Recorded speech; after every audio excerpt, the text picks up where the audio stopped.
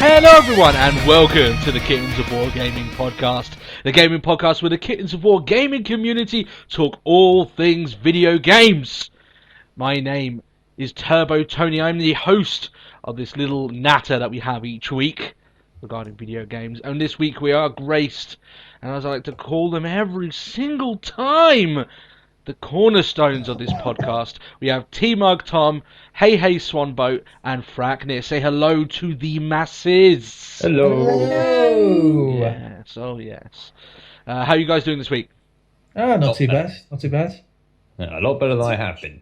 Oh yeah, Monday. You've been feeling very sick, haven't you, Chris? Yeah, it's not good at all. Give us your best sick-sounding impression. What would you have sounded like if you were there, if you were here the last 2 weeks? Oh, I would have sounded like for every episode. That sounds like a horror creature trying to chase someone down an alley or something. So Yeah. I'm That pretty. sounds like someone trying to gargle on I was blood. about to say, I think I heard that sound exactly from Resident Evil 2. Yeah, I would have sounded like the fucking smoker from fucking Left 4 Dead for the last couple of episodes. What a mix between the boomer and the smoker. As if they'd formed some heinous love baby. That would be Oh, kind that's a of. beautiful image. Wouldn't isn't that it? be? Wouldn't that be evil on Left 4 Dead if you had a mix of the two? One that gets players close and then explodes to make sure you definitely get them. Yeah, That sounds awesome, though, actually. mean. so come in for a really squishy hug. Yeah. Oh dear. So, yeah, everyone doing good. That's what I like to hear. Everyone's doing good when it comes to podcast time. Of course they do, you know, because it's time to podcast. You guys may be wondering, what the hell are we doing this week? Well, I tell you, we're doing nothing. Nope. Not a damn thing. There you are. Yeah. So we'll see you guys next week. No, I'm joking, of course. No. No. Basically, what we're going to be doing here is that we're going to, as people know, as they've probably been listening through the shows, we tend to go on wild tangents and we tend to talk about random stuff. Like last week, we spoke about 20 minutes talking about chocolate. So Nice. That was a good 20 minutes, though. I enjoyed that. audio chocolate goodness. That's what I like to say. With my voice being the caramel lazened over that, you know. Oh yeah. So this week we're going to do essentially exactly that. We are going to blabber. We're going to do our gaming experiences and just see wherever the fuck that takes us. And we're going to talk about random stuff. It may not even be games that we talk about. It's just going to be random. And I plan on doing this every now and then because I find it's quite entertaining just to watch us just go on weird tangents and see where the hell we end up, because it certainly ain't where we plan to go. So what's like the weirdest tangents we went? What was the tangent we went on 2 weeks ago? We went on some weird one. I don't even remember. 50 Shades of Grey. We were talking about that, weren't we? And we just went, Yeah, but that's going to be our April 1st special. I've decided. I actually had a mini like idea that flashed off. I was like, should I voice in the 50 Shades of Grey, do the voice as Barry the alien? Yes. Oh. Barry the alien as Anna. Maybe. Why not? Fuck Whichever Just he's like happiest love. to do, you know. Who eats the most? Well, that's kind of a bad question to ask in that sense, isn't it? Who eats the most in that movie? Yeah. Well, I know Christian Grey. Wait. Eats the most what? I'm afraid to continue this conversation. What, eats the most Okay, of if the we're going time. on food, then I can. Which is, I hope it's kind of safe. It's kind of safe. Apparently, Christian Grey does actually force feed Anna quite a lot. Oh, okay. So I guess. Right. I don't, because he's really controlling of her diet and That's shit. because it's a film about abuse, not an actual relationship, which is what people were constantly forgetting. It's not a film about a romantic relationship that happens to involve kinky stuff. It's a film about an abusive relationship. You know, but they already did that with Secretary, but at least they acknowledged that they were misogynist and And it was kind of fucked up. masochists and sadists. So they at least So at least they admitted like, at what least they were. say the girl in question, she was a ridiculous self-harmer. At least they acknowledged that. Yeah. Not of course saying that people who self-harm are just complete lunatics, but yeah. She wasn't comfortable with how she was and found an outlet that isn't recommended to many people, but at least they still paint what it is on the tin. You know, it's Yeah. on the label. They There it did- is. They They did. actually They got didn't. together and got married. Yeah, really? they actually got yeah. Well, so the did woods. Christian Grey and Anna, but that kind of, I don't know. That, Look, they're trying to paint it and dance it around as a relationship, whereas actually it's just sick abuse. I mean, it's not even. I say the only difference that makes it between a ridiculous fantasy for women and an episode of CSI is the fact that Christian Grey is a playboy billionaire. Yeah. If he was a regular guy living in a trailer, it would be a special on it would be a special on I'm CSI. not going to special out anyone, in it. but I know people who are in relationships like that, who are in BDSM relationships and are in kink relationships, and they fucking despise this film because it's a complete misrepresentation of what something like that is. It's relationships the like novelty that that don't sells just the book happen. because most morons are idiots. Yeah, but shit like that doesn't just happen. A relationship of that vein is based on trust that is built up over time. It's based on trust, on communication, like not something that just spontaneously happens. And to my everlasting shame, I watched the film. Admittedly, I watched it on YouTube because fuck off was I paying actual money to go watch that. We do not advocate film. piracy here, children. No. Bad, Chris. Well, no, Bad, Chris. I'm not going to waste my money on that shit. The idea being, right, with that is that when you look at it from a standpoint, is that Chris wouldn't have paid money to go see it. He's only watching it because it is free. So that way, Yeah. the people that made the movie haven't lost any money. I didn't pirate it myself. Yeah. I just watched it because it happened to be there. And I'm sorry, but even just as a film itself, it's shit. The characters because it's have trying to take no itself seriously. representation to each other. They should never be together. They have no chemistry whatsoever. It's just like you might as well be watching like a child play with dolls trying to act it out. That's how emotional they are.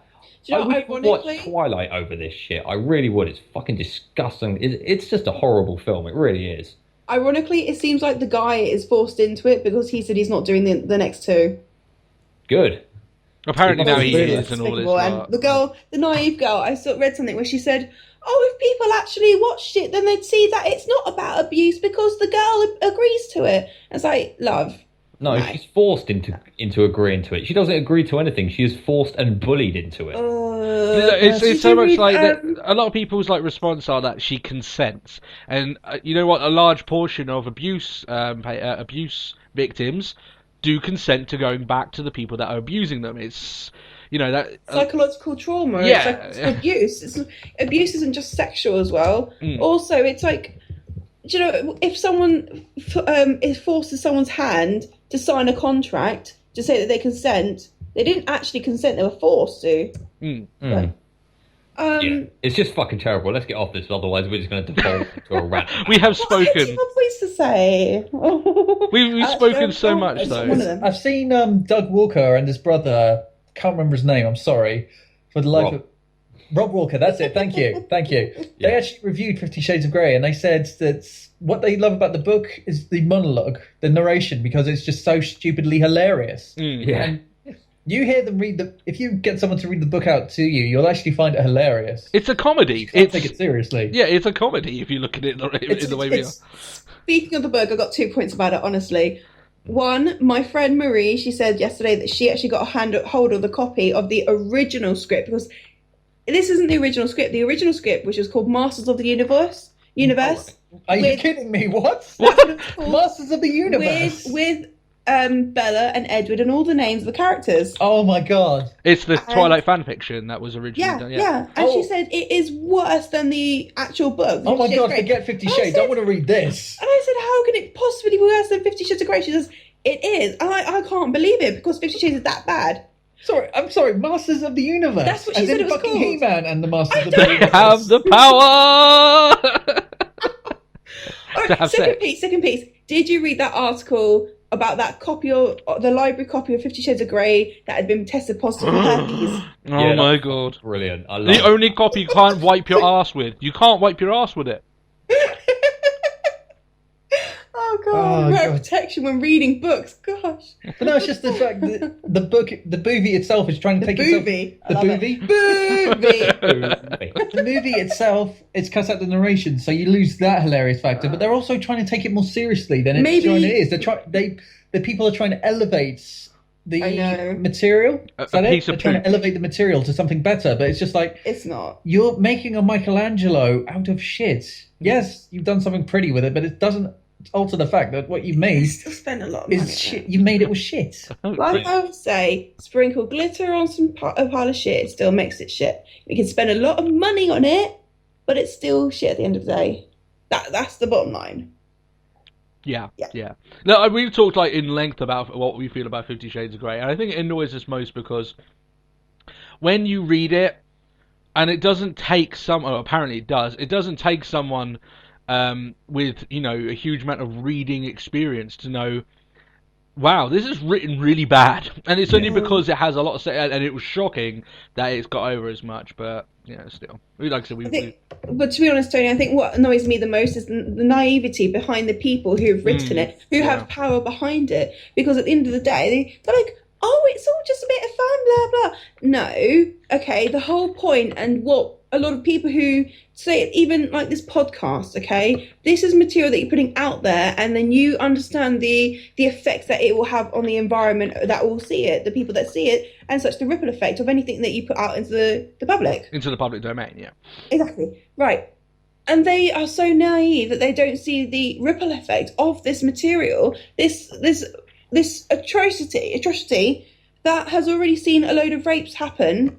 When people have, it was that article, Tom, you saw that article about that man who, after watching 50 Shades of Grey, went and raped a girl. Yeah. Oh yeah, I know. I've That seen was at I've seen American tons of stuff University, if I remember correctly. reenacting it because she said no. He thought that that's what. Yeah, would say. yeah, exactly. And like for me, it's like because obviously I know people in these relationships. Like I know why they hate it, and I can see it from their point of view because like that's not just something they do for fun. It's like it's a lifestyle they live, whether they do it all the time or whether they just practice it in the bedroom. It's a way of life for them, and for them, they're really insulted by it because, you know, as it's a way of life for them, like how would you like your way of life to be like completely misrepresented, It's like saying misrepresented on screen? I mean, it'd be like taking Jesus and just like giving him a fucking cowboy hat and a revolver and having him shoot up Mexicans. Yeah. And go, like- it's religious. I bet there's a film about that. I bet there's a film that's done that, Chris. I would love to see that film, but no, I agree with you, Chris. It's like turning around and saying that gamers are just all man-childs living in their parents' basements over 20 stone, cut face and hands covered in Cheeto dust. But aren't we like that? We're all living in our parents' basement covered in 20 stones and men and covered in Cheeto dust. Well, in which case you have an extremely feminine voice, Hayley. Jesus Christ. Yes, Hayley, we all know you This is the have most respected man you're ever going to find, ladies. Listen to that voice. Yeah. I don't know any gamer that fits that though. No. That mold, to be honest. I mean, what? The largest of us is Matt, but he's quite tall, so it balances us out. So he's not that Dude's fat. muscular.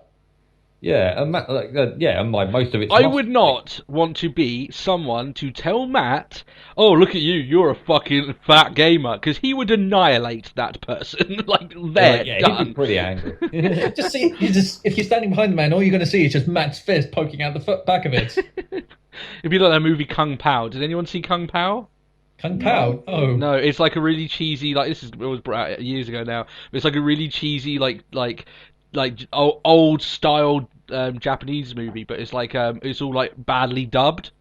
Oh yeah, I love badly dubbed. So like there's like a bit in it where like he punches the enemy, but he punches like a clean hole in him, and it's like he's trying to figure out how that's possible because you've got like ribs and cartilage and stuff. So it's like, oh, is that the case? So that would just be what happens. So yeah, there we are. Talking. Let's move forward into video games. The free game of on the Xbox 360 Gold at the moment is Tomb Raider. I'm playing it. I played it just before it came on. Nice. Sorry, which one? Is it the end of? Is it which Tomb Raider? Because there's a lot of Tomb Raiders out there. It's the new one, the newest one. The newest one. Okay. Oh, cool. Yeah, like the reboot. Yeah. The reboot. Yeah. So we're going from talking about a woman who doesn't have any self-esteem and just does whatever a man tells her to do, and it goes from a woman who it's a rising of story into her becoming a strong, powerful fucking Survivor. So Yeah, we And just wrecked Tomb shit Raider. on an island. yeah, that's it. I tell you what, playing through that game, and I have completed it before, but I completed it with lots of other people playing at the same time. So we're doing, oh, you do this bit, we do this bit. Playing through it now, man, that game just doesn't get like the props I think it deserves, because I think that game fucking rocks. It really does. Yeah, it's fucking brilliant. I loved it. I mean, honestly, I plugged it in when I first played it, and I stuck it in expecting it to be like a complete clone of the first games, or one of the really weird later PS2 releases with like Age of Darkness and the Anniversary Edition, which were really forgetful. And I expected it to be a clone of that, but no, it's really fucking solid. It is a solid piece of gameplay. Like Lara's awesome, the companion's awesome, the enemies are pretty cool. There's some good situations. There's some really tense moments. Like the lighting in it is fantastic. The environments are like big, huge, sweeping, and amazing. Like it's very hard to see a skybox in that game, which I really fucking like in like big open games like that, where like you can't tell where like the backdrop for the game is. It's like I was watching like a Let's Play of Final Fantasy X, and like literally you can tell the skyboxes in that game, because obviously you can make it HD as much as you want, but like it's an old game, you kind of expect it, you know. But when you look at it now, and it's like you can tell where like the skybox it's like is like that's end, where the world ends. yeah, sort of thing. But one of the things I like about Tomb Raider, I'm only a little bit into it, is like, as you say, because like I just did the bit now where you get captured, and you get captured for like the second time, and that way you have to escape, but they're burning down like all these ruins around you. So you're literally going through all these flames and everything, and like you don't at that point, because like the story's so tense, you don't just stop and go, okay, let me look around to see what I can see. You're like, fucking hell, I need to escape from these fuckers before I die. So it's like, yeah, it's pretty damn cool. I just remember the rest of it, and some of the death animations in that game. They're brutal. Did they write Dead Space? It's like one of them, like I just like the first one I saw is like when you're trying to escape from like the first guy that captures you, who's like this freak mountain dude or whatever, right? Yeah. It's like if you miss like a button press when you're trying to escape from like the mountain kind of collapsing on itself, there is a giant rock that slams into your stomach, and as Lara is breathing out for help, then a rock comes and slams her in the head. Yeah. And it's like, there is some fucking gruesome, like just punishment deaths in that. It's like the game punishes you for fucking up. No, you see the amount of Dead Space death animations that I have, you kind of get it takes the shock factor out of everything for you. So you need to play this then? Yeah. You do play some pretty gruesome shit. I mean, there's one where if like you miss a butt press, you get like straight up impaled through the stomach, and Lara just goes, yeah. Oh, sorry, Chris. I thought you were being sick again. Yeah. Yeah, but it gets like pretty fucking graphic, and like even some of the execution ones you can do on enemies, even though they are like really repetitive QTE shit, it's still pretty cool, and you like kind of you feel the impact of you just like slamming a knife, like a makeshift knife into the guy's neck. It's like, oh, I felt that one. Shanked. It's like yeah. The reason I like it, right? I hate games that like I just like the bit I just did was like the first half of it is a stealth section. So like in lots of games, right? If you get seen by the enemy, like it'll be like, oh, we found you, and then it'll come up, you failed, restart. In Tomb Raider, it's like, oh, we found you. We're gonna put an arrow through your neck. How do you enjoy that? It's like, what? Okay. Yeah, you get to see the reason why you failed, rather than just you failed. Oh, surely we're sending you to the beginning. Yeah. It's just like, yeah. You get to see exactly how you failed and like the consequences of you being seen, and and that's a bit more believable than if you're playing something else and you like someone catches a glimpse of you and then the screen fades out and you're back at the beginning. It's like, yeah. Oh, what? I could have thought my way out of that. The game just peering overhead and just like, yeah, so that's why you don't do that. You're not going to do it again, are you? No, I don't think so. Play it again. You want to see that again to the your character? I don't think so. If you like that, you like arrows in your neck. Oh God, now you're reminding me of Manhunt now, Chris. Jesus. Do you want to buy some death sticks? Do you want to buy some death sticks? Good interjection, eh? Yeah. Hey, mister, you want to buy some death sticks? But like, I don't want to sell you death sticks. I want to go home and rethink my life. Oh, you got the perfect voice for that, Chris. Yeah, it's awesome. Don't be Which- singing though. which we couldn't have got the last 2 weeks because you were out of action. Yeah, I was. Yeah. Sorry to everyone who might. I hope I got missed. Who might and I hope have missed me over like the last few weeks. But yeah, I'm really fucking ill. Nothing's gone up on my personal channel either, just because I have sounded and looked like absolute fucking death. like what? I had an ear infection, then I had a cold, then I had a chest infection, then I had another cold, which jumped me out like kind of when the chest infection was going away. It's just I've had a shit time over the last couple of weeks. Did you, however, catch herpes from that book? I did not. No. Mostly because I avoid those books like the absolute plague. Plague, herpes. Ba-dun-dun. Jesus. The first award for bad joke of this podcast goes to Tom. There we go. Everyone, give me a round of applause. Yeah. Wait, I didn't make the joke. Yeah, well, you made something. Okay, that's enough on this It podcast. wasn't a disease! Yay! Yeah. How? Sorry. Jeez. You got sharp nails. I do. Okay, yeah, I do. I was about to say, are you honestly going to finish that sentence? Fucking hell. You've actually drawn blood. I haven't. I'm a queen. She's going to do like one of those Tomb Raider death animations on you there. Yeah, and I've actually got an arrow in my neck. The most barbaric death animation I ever saw, though, is in Resident Evil 4. If you get too close to the guy with the chainsaw, then you know what? You just chainsaw your head off. Oh yeah, I remember that. Fuck, that was gruesome the first time it happened to you because it doesn't just show like the chainsaw making contact with you and a little bit of blood spray and then like you're dead. It was straight up cutting you in fucking half. Yeah, and you're like, oh. So that's what happens when a chainsaw meets human flesh. Yeah. Good to know. I was like, at least it's going to give me like a QTE or something to dodge away. Oh, no, I'm just dead. No. Okay, so this is where it ends. Okay. Yep. This is what we've learned. You stay away from the masked man with a chainsaw. Oh, what was a really gruesome one I saw? I can't remember what game it is, but it was during like a QTE event, and I think it was a fairly recent game. So I remember the animation being quite nice. Where like if you missed a QTE, the thing you're fighting picks you up and slams you chin first onto a spike. Ooh. Like kind of Sounds like picture Enemy Within. It's like ow. That really looked like it hurt. I mean, like it's like Hot Fuzz, but the spike went all the way through. Ooh. That was a bit in like any film that just made me cringe when it just gets like the top of the steeple spiked through the bottom of his jaw and it comes out over like kind of through his mouth. It's just like and every time they cut away from it, you're like, oh thank God. And then they cut back to it, and you're like, no.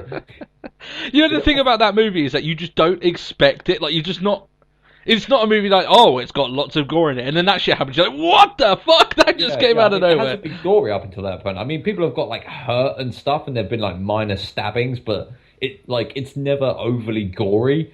And it's just someone got stabbed in the chest and neck with garden shears.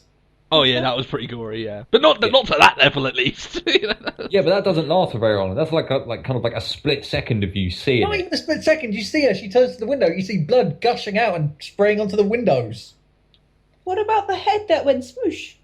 Oh yeah. Oh yeah, the Pyramid Head reference. That was fucking awesome. And they played like the fucking synth music over it as well. It was like, so that's really fucking weird. The director was having a very strange day. Cinema literally just went, mouth open, not knowing how to process this. Yeah, I thought it was fucking hilarious. I laughed.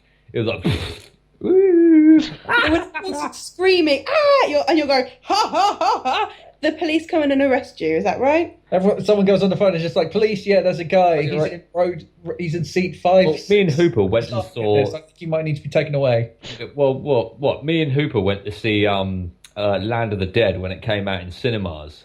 And I think it was me, Stivell, and Hooper, and we went and saw it, and everyone was like, and me and Stivell and Hooper were sitting there either laughing or shouting at the screen in tandem, like laughing at the stupidity of everyone, and then like shouting at the idiocy of the soldiers. It's like, this is an after Dawn of the Dead. You should know that firing from the hip into a chest of a zombie does fuck all to them in the head. That actually really got really angry The character I like is Charlie.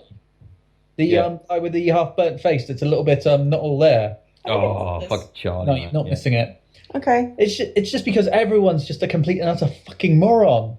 You see a zombie on a electric fence. He's cooking.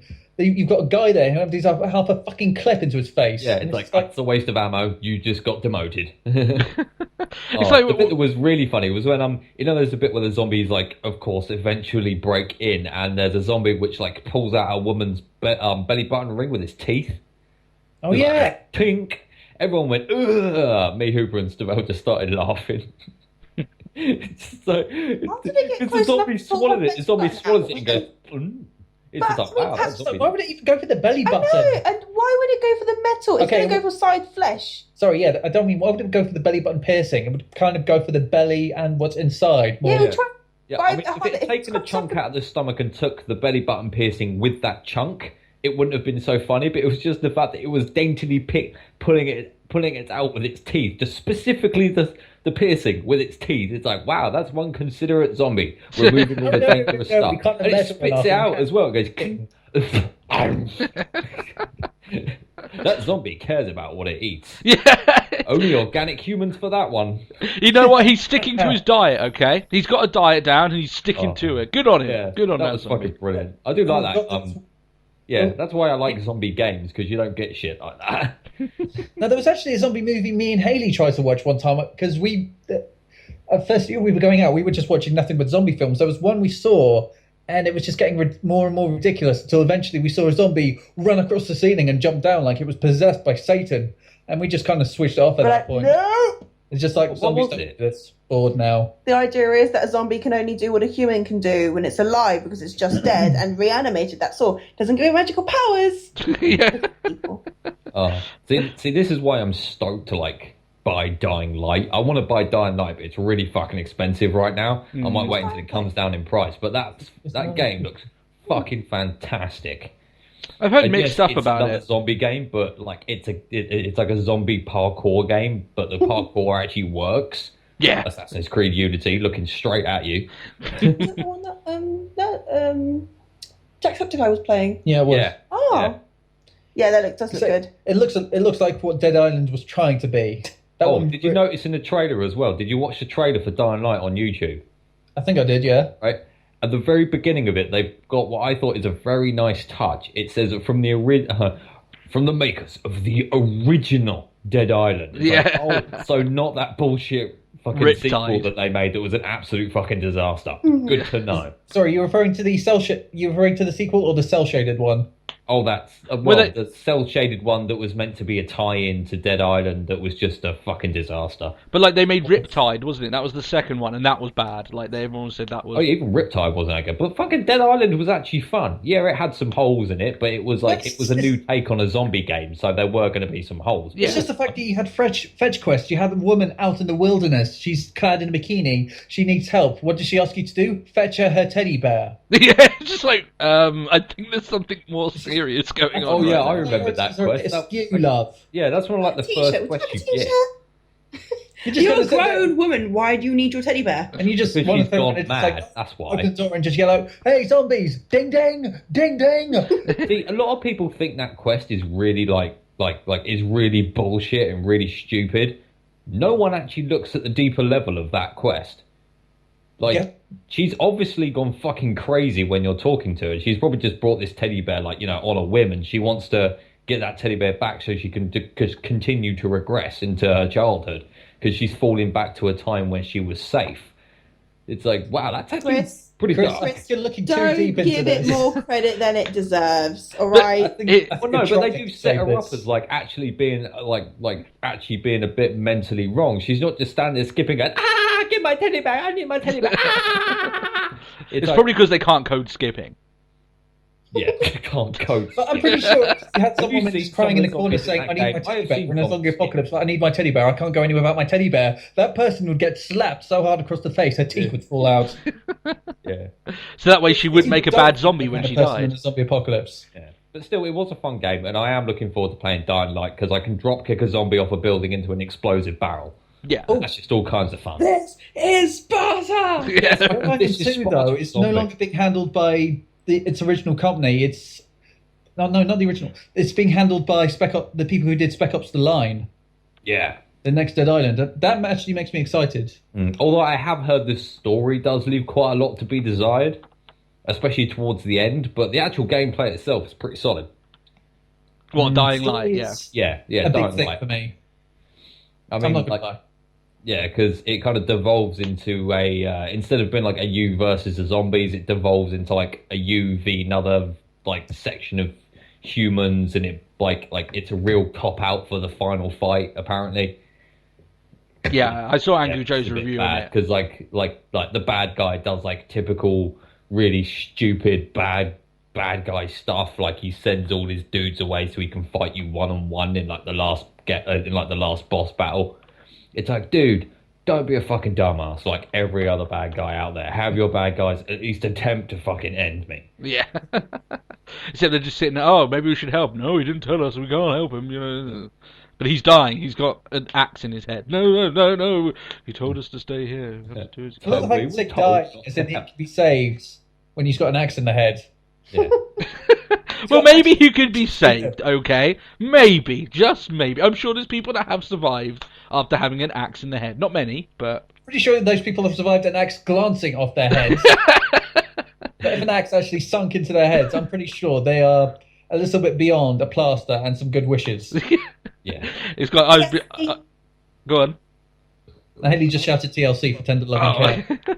I've been playing Sniper Elite V2 with my dad on Xbox, Oh, nice. and like one of the things that I've been doing on there is just like shooting someone directly in the head the most gross way possible and trying to convince my dad that there's still life in the guy, that we can take him back for interrogation.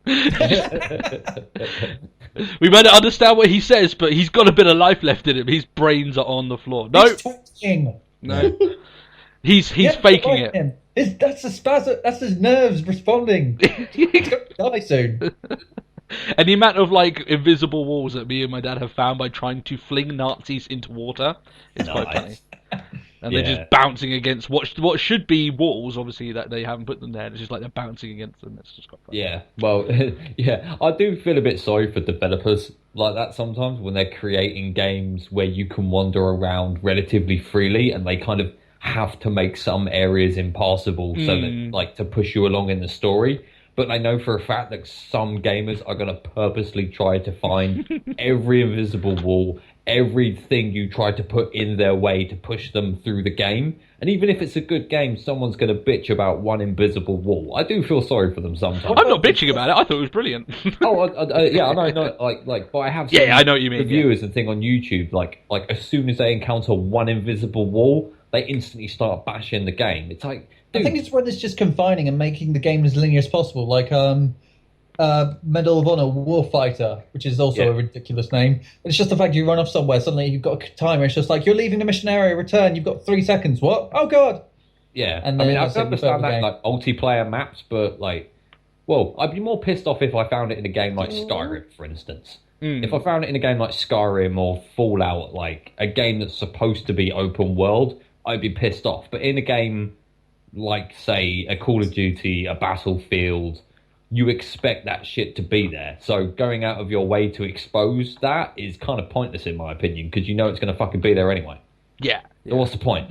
Now, obviously, you've got, like, sometimes, like, you might get an invisible wall that's there, and it's, like, completely stupid. So, like, for instance, Gary's mod. Not Gary's mod, sorry, what's that? Gary's Incident. Gary's Incident, sorry. Okay, guys, can you just tell me, are you guys being taken over by Skynet, you two? Because we're kind of listening right now, and the audio's buggering up a little bit. It just sounds like you are becoming machines. We are machine. It's CPU Chris. CPU Chris has come into full effect and is infecting all your machines. Yeah. No! It's still fine. With machine. Yeah, it's still fine here on the recording, so we'll be okay. I'm fine. I'm not hearing anyone weird. Yeah. Maybe So you need to be you're not going to try assimilated. and exterminate us? No, I think assimilated, I think is the word. Yeah. Assimilate. What would be the point of exterminating you? Then we can't use you as slave. I mean, no, we're cool. As podcasters, yeah, that's what we want you for. I would not mind working as a podcaster for the mechanical overmind in the future. The mechanical. What would you podcast about? Oh, it's going real good in the slavery of mankind. Here's the local news. Let's chat about it and have a few I'm just saying, if I get to do a Dr. Breen, I would not object. Yeah. Slavery I better be careful program. using the overmind. That's way too close to the overmind. You might summon the overmind into reality. Because I became a mad tunnel dweller in Minecraft for a little while. And the I other- did. Oh, I spent so much time in that fucking tunnel. I think I spent, like, in Minecraft time, I'm pretty sure I spent about 4 months underground. Just mining that apocalyptic huge tunnel. I think you could agree that anyone on Minecraft spends like 70% of their time underground. Yeah, but, well, I mined it so far that I ended up absorbing Tony's mine into the overmine, and I'm pretty sure that it extends all the way from, like just to the left of my castle, all the way to the fucking village that Bex created. Just, like, it's fucking insane. It's not like a 2-block tunnel either. It's like a fucking massive fucking tunnel. Yeah, it's like what? It's 16 blocks wide by about 7 to 8 blocks high. So it's not like it's a tiny little, like, kind of like 2x4 tunnel. It's like a proper mining tunnel. You must have you got found like. that cavern under our house then? No, they haven't. Yeah, I can get Ah. underneath your house pretty fucking easily. All I have to do is get just further than just a bit further than the entrance I created to get up near Tony's pub. Go a little bit further than that and just mine to the left and upwards, and I'll probably pop up right underneath your house. Please don't. Yeah. You've already Yeah, done I've got enough C4 trying to as blow well. up. Actually, I've Listen, got you C4. try and do any more of your pranks. I'm going to pull a massive prank on you. Oh, that was brilliant. I was just yeah. I was in a bit of a mischievous mood, so I just decided I was going to attach a lump of TNT to the side of your house and stand there with a flint of steel. Just like, Oh, can I no. I've can carried I- a lot of arrows, Chris. That was not the only arrow I have. I've been stocking up. Yeah, but I've got enchanted diamond everything. I could like dismount, and I'm on the server a lot more than anyone else. I could like re-envision your entire house into a giant penis. Please don't. And you can't attack my village because I now have iron golems and a snowman golem. But if you pull off shit like that, then you will be kicked. So that's the. Oh, come on. Yeah, if you destroy other people's houses, of course, that's I'm not griefing. destroying it, I'm reimagining it. Yes. There's a difference. I'm So- going to cover it in pink wool. I'm gonna get like a screenshot one day of Hades like freaking out because her house is now a gigantic penis, and I'm gonna be like, oh come on, I'm gonna have to Yeah. like. You know, that's one of the reasons why I asked if we could switch into creative modes, just so I could like go around everyone's house, just covering it in pink wool and turning everything into a giant penis and calling it Penis Land. If we do Well- brick mode, I'm actually going to find my own mountain and just dig underneath it. So Chris is flying overhead going, where's Tom, where's Tom? And I'm sitting in my dwarven mountain hall going, you'll never find me. And you're like so far off the map that like you're like just gone into hiding essentially, like no one knows. Well, yeah, that's what I was doing with the overmine, because like kind of at one point I started mining and realised that I was mining out to sea. So like kind of there's one section that I've walled off that goes like so far out to sea that I created like a map that I then enlarged again and then enlarged again, and I was still off the edge of the map out to sea. I'm like, yeah, I'm probably going to reach the edge of the world. I should probably go back. There, You that's what I wish- love about see Minecraft. No edge of the world. The world is just infinite. It is That's it. never But I was ending. worried I'd like mine into the open ocean and just flood the whole fucking tunnel. Oh, that would be awkward. Yeah, but just quick thinking, replace that block. Yeah, Yeah, but then you won't be able to continue down that path, would you? Yeah. and that way you're like in the middle of the ocean, so like that all that stuff has just been wasted. Just like Yeah. oh. Yeah, I mean, seriously, Tony, it's like, did you get like a really weird seed for that server? Because the amount of times I've been mining and I've come across like just gargantuan chasms. I know. It's I've seen. Yeah. I must have seen 3 chasms where we've spawned already, and I Yeah. don't play that often. And no, the seed just gets done when you buy the realm. It makes 3 random seeds, and they're your 3 random worlds. Yeah. So- We seem to have a very chasm-heavy world. I mean, like, there was the one we first came across when we first started mining. There's a second one that I came across mining. Then I came across a third. Then I came across a fourth. I recently come across a fifth that I've had to fucking wall up. I came There's across... one. There's literally right under our house. We came across it when we were just excavating, and we found it right under our house. Oh, shit. Because I kept hearing this zombie, and it was pissing the hell out of me. So I started digging in the garden trying to find it, and I Yeah. fell into a massive cavern. And then where the horses are over in the Sunflower Plains, there is this massive canyon, like the Great Canyon in America, and Oh, it's yeah. huge and open. And that connects to my tunnel that I started digging from my mine as like a random spot to start digging. That opened up into a tunnel that led to a series of tunnels that have opened up to more tunnels.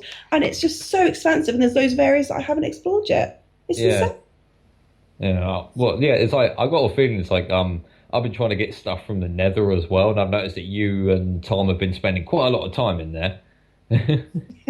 What I built. First thing I did when I got there, we made the portal. First thing I did, I said, right, we got butt face over the floating butt face. So that what? King jellyfish. The ghasts. Yeah. Because my texture pack, it's got what I can only describe as, it doesn't have a face. It's got a sphincter for a face, which got a center, and it spits fire out of that. So I just scream out every time I see it. I scream out, "Demonic jellyfish butthole!" So. Because that bombarded us as soon as we came through the portal, didn't it? And it killed you straight up. I started building. I told Tom, bring over loads of cobblestone, and we built that little fort. Yeah, the little safe house. Yeah. Yeah, exactly. Yeah, that ghast. See, did you kill that ghast that was hanging around the house? I don't know. I'm pretty sure that there's one that like automatically spawns there every fucking time I go through that portal. Because I just went to that portal going, right, I'm ready. I've got this. I totally got this. I've killed a lot of them already. Or fireball in the face. Really? Gosh. And I've never been in the Nether yet, so... Yeah, it's fun times. But don't attack the pigmen, because if you attack the pigmen, they all aggro to you. Yeah, no. They didn't leave the life fine. I killed one because Bex hit one accidentally when we were in a fort. So I was like, I'm coming, Bex, I'll save you. So I killed it. And then they all started trying to come at me. And so we had to try and make our way as fast as we could back home. I think one did kill me in the end, didn't it? Yeah. And Tom got all my stuff. But it's really hard to find forts there as well, fortresses. Yeah, they're quite rare. Yeah, they're meant to be though. There's loads, but they're really difficult to find. Because Tom and I set out initially just along the north axis and south, and then Because I read a guide, they're supposed to be, they're always in a continuous line. However, they weren't, and I ended up going on to like an app or something online and putting the seed number in and finding out the coordinates of where they are. That's pretty cool. So that's how we found the two fortresses that we found, and one of we've got a torch road, well, a torch path that will lead you to the first fortress that we found. Oh, right, okay. I think that the ultimate goal that we have to try and do one night, once everyone's kind of got like their like, I'm the one that's kind of not really getting that far because I don't have anything enchanted or anything. You are behind, man. Yeah. I do have a lot to do throughout the week. But like, what we'd have to eventually do is I'm going to try and record it when we all of us eventually go and try and fight the Ender Dragon, and then we go do that. So. There's an Ender Dragon. That sounds amazing. Yeah, there's a layer. There's a realm beyond the Nether realm. Is there? Yeah, I told you. No, you didn't. Yes, I did. No, you didn't. I did. Okay, whatever. What is it called? The End. It's the End. It's where all the Endermen come from. The land of the Ender. Really? Yeah. So do you have to walk through it with your eyes cast down? No, not really. You can fight them off because by that point, and even Endermen aren't going to do that much damage to you. But the Ender Dragon is like uber powerful. It will destroy you very easily. Yeah, it's so like massively OP. It's fucking insane. Yeah. How are we meant to beat it then? With luck and lots of enchanted armor and weapons. With the power of friendship. Yeah, essentially.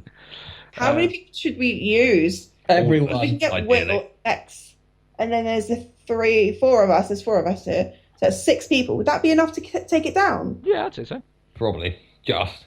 You could have I've seen the Ender Dragon soloed by a very good player, but you'd have to be very good. I reckon if all of us are in there, I reckon we'd do it. If we've got all the right gear, it just depends. I will record it though. If we do that, I will record it. Just tell me if you do. You get the Charge of the Rohirrim soundtrack playing in the background as we're running towards it. I've got about 7 stacks of arrows already.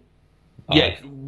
We probably need them actually because that fucker likes to fly around. But he isn't the only boss. You got like the Wither as well, don't you? You've got the Wither. What's the Wither?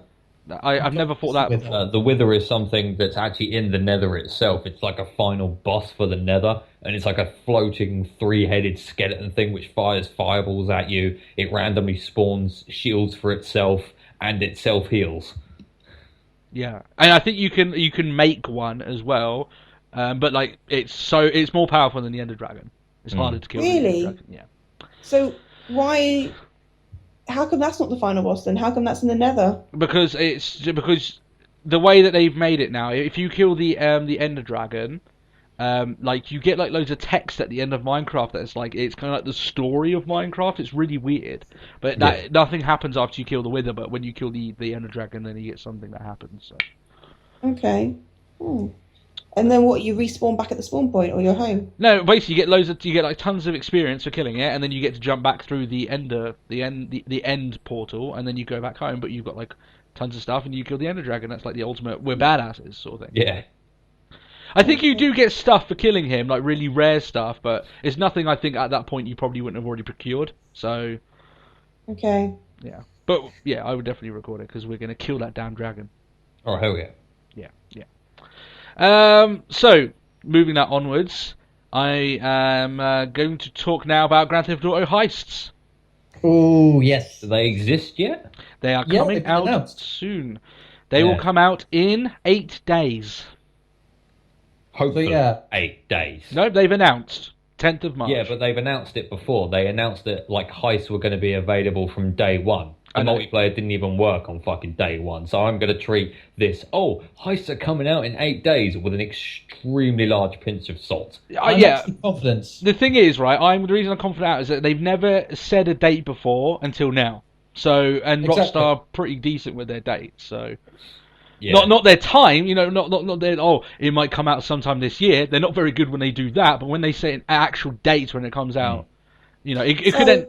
Go on. Chris is there swirling his salt, and you two are there pounding your heart, saying, "I believe." In Santa Christ. I don't even believe they're going to work properly when they're initialized. Oh, I fully agree with you. I think it's going to be a little bit like when the online portion launched. It's just going to be a clusterfuck of everyone trying to find out how they work, and like it's just going to be a fucking mess. Yeah, it really is, because everyone's going to try doing it all at once. Like no one's going to know what they're doing. It's just going to be a clusterfuck. I'm going to do a heist with anyone other than Tony and Matt, and whoever the third person we get is. Fourth person, whatever. Unfortunately, I can't cross-platform. Yeah.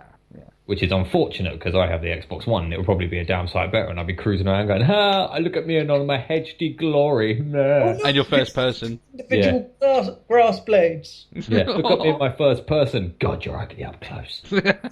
I know my character is butt ugly. There's a reason I keep glasses on her, because she has the ugliest eyes. I don't know how I made it. Her eyes are fucking wrong. I don't know how I managed it. So, and see, I didn't realise just how fat my character was until I played him on the Xbox One. I realised, oh my god, why did I make my character actually looks like a heroin addict? Yeah, it does. He's got that skinny kind of very rat face kind of thing that you associate with heroin addicts. Yeah, see, mine kind of looks like me, but you implying I used to do heroin? Well, I say you would look like a cancer patient, but then that would be bad for cancer people. Fucking god.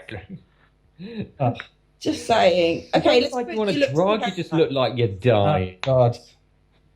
To be honest, I've been called that people thought I looked like Skeletor before I moved to Ireland. So there you go. There's another one. Yeah, but you were thin. You were like me. I was really fucking thin as well when we were teenagers. It was like you and me were the skinniest fuckers at the school, weren't we? Did you two eat really crap food as well, like Tom? No, I used to eat loads. I didn't eat that much, and I walked. I ate junk food. I ate all the food, but I was still a sick fucker. Tom used to eat, but his diet was consisted mostly of just junk food. It wasn't you ate chocolate bars by the ton. You replaced food with chocolate. I did not. You did, darling. I did not. You did. Lies. Ugh. Anyway, I fattened him up with chicken and rice. Yeah. I do love my chicken and rice. Yeah, but I ate stuff like that as well. I mean, it's not like I ate junk food. I mean, my mum would always feed me good food. I'd have big dinners when I went over to America. When I went over to America, the land of fat. I'd eat myself almost half to death. I went to an all-you-can-eat buffet. I couldn't walk out of that fucking place by the end of it. I didn't even put on a stone. I put on 1/3 of a stone, and it was gone. Chris, I'm going to stop you there. Right, I'm saying all females are going to hate you if you carry on talking. Yeah. It's not my fault. I can't help it. I mean, I actually went to the doctors about it. No, seriously, you're just making it worse for yourself. No, my mum got in trouble with social services because they thought she was misfeeding me. Cause they thought she was actually abusing me and not feeding me enough. Well, maybe you do have like a genetic thing, which is I do. a problem in today's day and age, whereby your metabolism does work exceedingly fast. Because the opposite can happen and does happen in quite a few people. Yeah. Well, it does. I got sent to a doctor and they did like a butt ton of tests on me, and it came back with, yes, you have an overactive metabolism. It's like, you need to keep eating. If you don't eat regularly in a day, you could risk passing out. And I have actually done that before. I skipped breakfast, went to work. I was talking to my boss. Next thing I know, I'm waking up on the floor. And I worked in the kitchen as well, so that was extremely fucking dangerous. Yeah, of course. I straight up passed out. So I need to eat to keep my strength up. But like in school, like me and Tony were really fucking skinny. I could suck my stomach all the way back to my spine. So there was about half an inch worth of skin between my spine and like my stomach. And which obviously count all of my ribs. Dangerous actually, because I was like, God, that's like, oh wait, your organs. How thin were your organs then? I don't know. It was really weird. I used to freak everyone out with it. It was brilliant. I remember that. It was brilliant. I went into the nurse once. I went, nurse, I think something's wrong with me. Lifted up my shirt and sucked in as I did it. So all of my everything was compressed up into my chest cavity. She took one look at me and went, ah, what the hell? And it was the new nurse as well. It wasn't the old nurse who I tried that trick on before, and she just told me to stop being an idiot. She just took one look at me and went, oh, fuck off out of my office. Chris, darling, no party tricks at our wedding, please. Oh, no, I can't do it now. Yeah, I was going to say, you can't do it. I've seen Chris since then. No, he's not like that anymore. No, I can't do it now. I put on a little bit of weight. It's mostly muscle, but I can't do it now because I know it's just going to sound really fucking douchey, but I've got too much stomach muscle now. Back then, I didn't have any muscle mass at all. Oh, okay. So you've been doing a lot of Pilates. Well, no, I've been doing a workout book I got online. It's like a Shaolin monk thing. So you don't have to do loads of press ups and shit like that or bendy stuff. You just it's basically just kind of using your muscles' own tenseness against itself to build muscle. It's really fucking cool, and it actually makes you feel really fucking really good when you finish doing a full workout because you're stretching, you're tensing and untensing your muscles. You're using your own muscles kind of against themselves to build them up. And when you're done, you feel really cool. You feel really you've got loads of energy. It feels really good, and you feel like you can put your fist through a fucking wall. You're just I feel strong. You heard it here on this podcast. Fraknir is ripped. Oh yeah. Well, yeah. It's not like big poofy muscle from those douchebags who look like they've been pumped up with a bike pump. Just oof, oof, oof, I'm strong. It's no, all that muscle is really fucking useless. You're actually probably weaker than I am. That's just all really loose muscle. It's not. It's not all about muscle density, not about muscle size. Yeah. I mean, the strongest people in the world? Yeah, that's what I get. It's that person looks really strong. It's have you seen the world's strongest men? They look fat. The world's strongest men look fat, but they're not. They're really fucking strong. They could pull your fucking head off. Well, muscle is heavier than fat, isn't it? It is, yeah. So you seen that lad who plays the Mountain in Game of Thrones? He's the second strongest man in Iceland, Greenland, something like that. Somewhere. But yeah, dude is he does not look like those guys that hang around in the gyms just going, oh yeah, I'm going to work on my quads, my traps, my backs, my thighs, and just whatever. You look at that man and you're just holy fuck, someone's been eating his Wheaties. Yeah. Yeah, you don't want to worry about fucking with guys like that. The guys you want to worry about fucking with are the short Shaolin monks who, when they take off their robes, are just brick stone muscle. They look like you hit them with a chair, they won't even feel it because they're rock hard muscle. It's you hit one of them and it's gonna fucking hurt. It's if you hit someone who's got really dense muscle, it really fucking hurts. We need this to happen. Brock Lesnar against a Shaolin monk. Let's book it. Shaolin monk would kick Brock Lesnar's ass. He'd just backflip and punt kick him right in the temple. It's oh look, you're unconscious, Brock Lesnar. Let's draw a mustache on you. Mic drop, Bush. Yeah. I'm not going to say anything bad about Brock Lesnar because I can't really, to be honest. Why?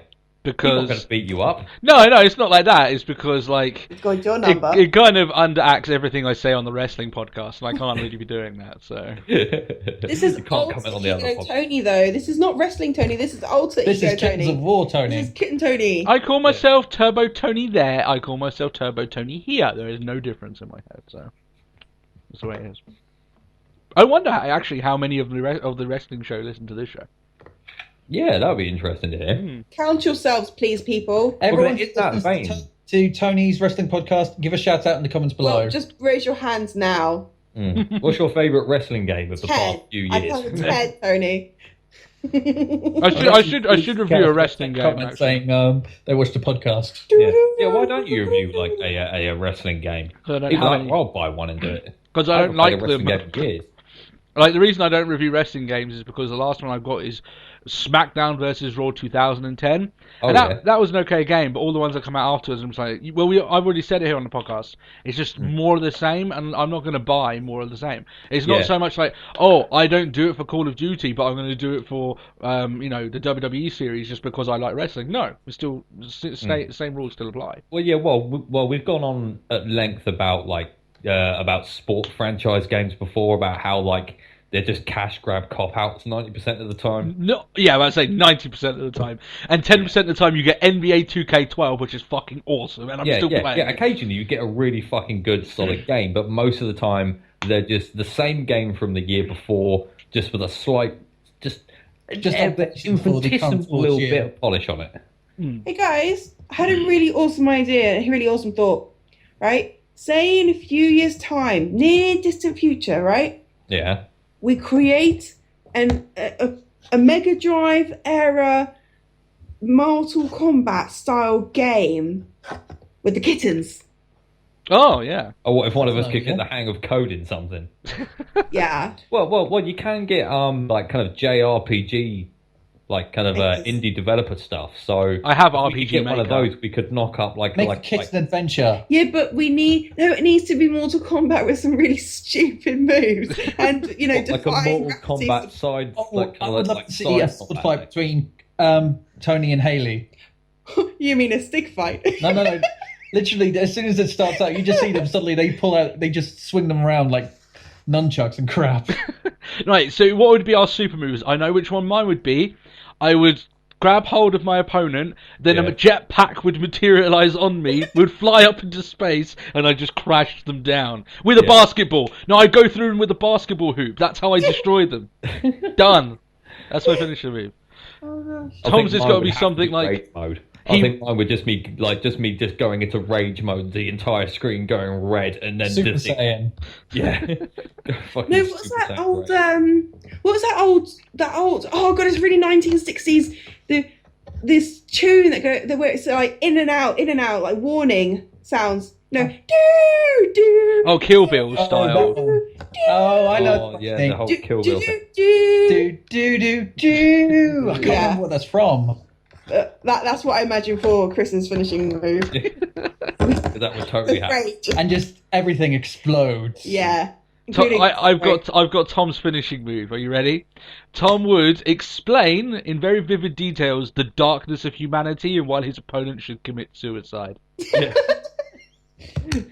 I love it. And every fight he just offs himself right there because he can't hack it. Longest finishing move of all time. Press the opponent. Or he could recite one of his essays on some court case or the other. No. I have to depress them with the bleakness and absurdity of human existence. Yeah, why are you even alive? I mean, seriously, man, what's the point? Dude, Why did he get a really we live in a shitty American universe accent? like for? pain and misery. Oh my gosh. What would be your... You don't even say it in your own accent. You say it in like a really just like nasally American accent. Oh my god, you know how depressing life is. Oh yeah, that would be even more like just like the whole bleakness of human existence to a really nasally, like kind of like 18-year-old American teen voice, like, oh my god, like, why are you even alive? Or like Paris Hilton. My life is so much suffering. I don't even know how I could stand getting up in the morning. Sometimes I don't even want to. Like, I went to buy some water the other day, and it didn't even have any minerals in it. I was like, oh my god, first world problem. Let me take a Hashtag second. YOLO. I didn't even feel like taking a selfie. Oh, that really is first world problem. Yes. Can't even muster the energy to take a selfie. What's that new fighting game that's where the girl's finishing move is taking a selfie? No, wait. Before we continue on, Hayley, what would be your finishing move before we move on? You still haven't told us. I Something kind to of... do with Kingdom Hearts. Your crutches turn into Keyblades. Keyblades! Yes! I love it. But as you slice through the enemy, you're also slicing through tons of 50 Shades of Grey copies. Yeah. Yes. You throw burning. And I have to have oh god, what's it called? Baby Rock.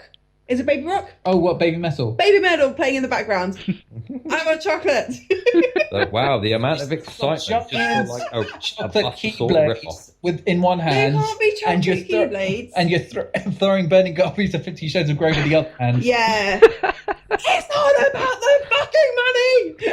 No, see what it should be like, in Street Fighter they had the Hadouken. Hayley's version of that is go, it's fucking shit, and she throws out a copy of 50 Shades of Grey on fire. I love it. Done. So, there we go. If Chris was going to throw out a Hadouken, it would basically just be incomprehensible swearing. Yeah. He throws profanity, literally throws profanity. Oh, no. Profanity. Have any played Lollipop Chainsaw? Yes. You know, there's a deathmatch guy that every profanity he throws out profanity with like such vim and verve, it becomes a physical attack. Yeah. It's like, that's what would happen with my Hadouken. Rage level Ramsey. Now all we need to do, right, is get to this podcast to superstardom and get someone to make that. Done. Oh, it'd be fucking amazing. Just like a Kittens fan game. Just like a two-side beat 'em up. That would be fucking amazing. Yes. So what would you shout out, Tony, with your Hadouken? I don't know. What kind of... Maybe it'll be segues into different, Oh no, it'll be stages. jetpacks, motherfucker. And you just throw a jetpack and they whiz off into the distance. Yeah, you just throw jetpacks at them. Don't light them. Don't do anything with them. Just like unlit jetpacks straight in the face. Yes. What would mine be? Everything's better with jetpacks. Yours would be... I don't know. It had to be something depressing. Oh god, I'm not that. You would throw actually noir at them. That's how you would Throw film noir at. Yeah, exactly. A black rose. Oh god, no, that's too much. That's going into like emo front band singer sort of thing, like the Rasmus sort of stuff, right? Oh yeah, and just the enemy character, no other graphic in the game, just the enemy character avatar becomes all grainy and like black and white, and then dissolves love into that. nothing. Just noir. Yeah, I love that. Noir, motherfucker. A single beam from your hand that black beam. Everything through the beam, like the background color turns black and white. I love that. I actually love that. I have great vision. What can I say? Yeah. I think that my death, if I have a special death move where I die, it will be where my head literally just gets too big for myself and it just like falls off. Just like, Because I'm just that amazing. that would be your harakiri move where you kill yourself. You would just suddenly explain why you're so awesome and so great, and then your head explodes. Well, I am a writer. They say writers are the most egotistical people because they have to believe they're the best, because otherwise how will their books be so fantastic and sell? So Chris's self-destruct mode would be literally exploding from rage. Yeah. The rage becomes too much and the earth just implodes. Or just your head, you just like, it literally explodes. You turn red like a tomato, and then you tomato explode. Oh, it works because you're a chef. That works. Yeah. I think Tony, yours would have to have something to do with your daughters. Yeah, I was thinking that maybe like I'm trying to escape from them, but they're like ravenous piranhas. Maybe they just they chase you around the screen, and then finally they grab hold of you and pull you along, and you're like scraping at the ground on the screen. So what would mine be? My self-destruct See, mode. if you want to get really, really dark with Tony's one, what should happen is like you just hear a daddy, daddy, daddy, daddy, daddy, daddy, daddy, daddy, and then you melt Covenant of the Ark style. You've just given me actually a much better idea for Tom's his death mode is when he gets carried off by a My Little Pony. No! My Little Pony. It's so much happiness! Yeah. And like literally, he doesn't die, but because he's become happy, it's technically the ultimate loss. Yeah. And then it cuts to a scene of him sitting in like a really carbon copy, just like My Little Pony background, and like just him, like just rocking back and forth, hugging his knees while ponies prance around him, going, "It's so happy, it's so happy." This is Twilight Zone level of misery right here. Yeah. We're getting deep. We're getting deep into this shit. Jesus. Wait. What if he gets dropped into Cloud Cuckoo Land and he's rocking, saying, "It's awesome." Everything is awesome. Everything's cool. Your bottom Okay, we want a game to be Don't fun, place not yourself like. think it's awesome and I just storm off in a huff. But the way that we're building this game is that it's going to be psychologically damaging to anyone who plays it. I think that's what makes it amazing. The announcer has to be Vincent Price, because that would just mess all kinds of people up. Vincent Price. The ultimate stage, right? Yeah. Okay, your voice. The ultimate stage that we fight on, because you have different varieties of stages that you fight on. The ultimate is like on an astral plane where we rise up from the planet, and there is just the grumpy cat sitting there watching us fight. He has to be on a throne of Right. gold and glory. Oh, what, like the hand in Super Smash Bros? Yes. Yeah, that's fucking awesome. Guys. If there's a draw and nobody loses off when the time limit's over, then George Takei comes on saying, "Oh my."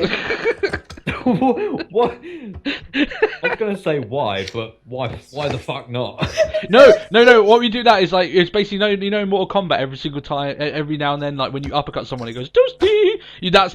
That's where we use George Takei. So when you uppercut someone, he's like, "Oh my!" It just like comes onto the screen for like a flash of like a second, and goes away again. Just like Oh dear. Okay, what about the other kittens? I don't know. They haven't had enough podcasts to actually get their own memes done yet. They need to they'll put it on the Kittens page. They need to put it on the Facebook page. Matt will die by being bombarded with hamburgers, and only he knows the reason why I'm saying that. So. Oh. Morgan's weapon would have to be a baguette from Baguette. Yeah. Seriously, what the fuck was going on in that Facebook post there? It just like seemed to devolve into madness really fucking quickly. You don't even want to know. Oh my god, that was so funny. And like people listening to this have no idea what's going on right now. So, you should have joined in, Chris. You should have joined in. Well, I didn't notice it until like kind of just before we started, like kind of actually like kind of with this. I didn't like kind of notice. I just noticed like, oh, I've got a Facebook notification. What the fuck is this madness? Who started it? Who was it that said care? Was that Morgan? That was Matt. That was said Matt. care. He said Matt care. began it all. Matt began it all. Yeah, but it was just like kind of like it just escalated really quickly into fucking craziness. Money What's fucking money. happening? And everyone was just like, "What? What's he saying?" And then suddenly we devolved into GCSE Spanish and French, and then into the kitten memes. I openly admit I was the one that started the memes. Yeah. Okay. That's Always the one that starts the now. fucking My meme, Tony. mount in this game would be El Pollo Diablo, the giant demon chicken. In a Final Fantasy VII Chocobo race, replacing the Chocobos with...